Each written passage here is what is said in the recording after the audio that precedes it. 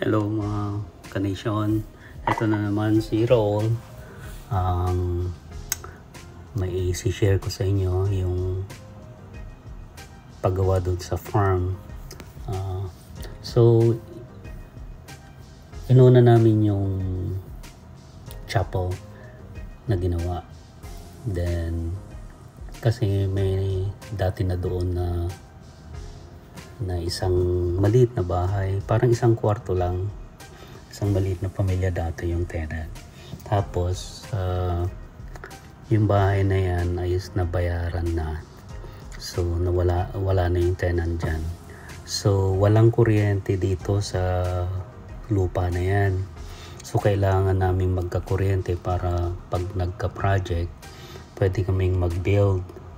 So ang ginawa namin is yung bahay na yan is kinonvert muna namin sa chapel. So binubungan.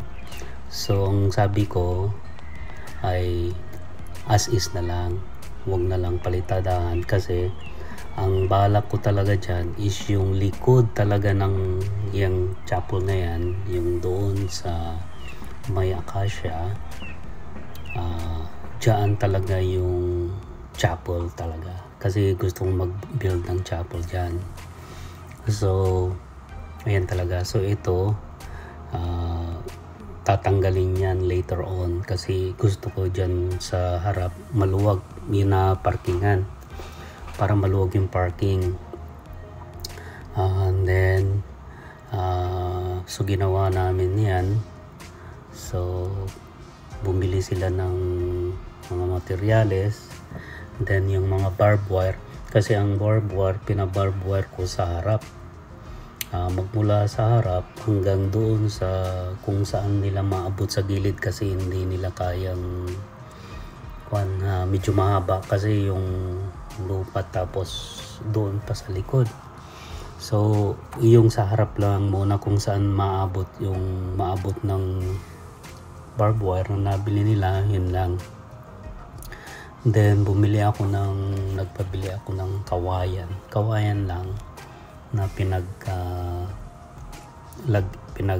parang tungkod ng barbed wire, para lang masabi na hey, dito yung boundary namin, ha, sabing ganon. Kasi nga minsan hindi natin alam kung siyempre may mga kailangan nating bigyan talaga ng boundary. So yeah, tulad nung mayroon akong ikukwento sa inyo, meron akong lupa doon sa bandang Cavite, doon sa bandang Tagaytay. Ay naku po, puno ng talahiban, at akala nila walang nagmamayari.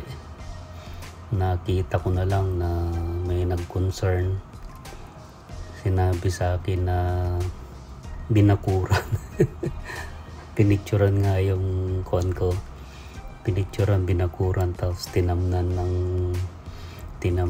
ano, ito na yung chapel, tinamnan ng kamyas. So okay na ngayon yun. So ito na yung chapel. Okay, maraming salamat po na naman sa inyo. Ito na yung chapel namin. Ayan, parates. So pinuksan na sa harap. Ayan. Okay, maraming salamat po. Bye bye.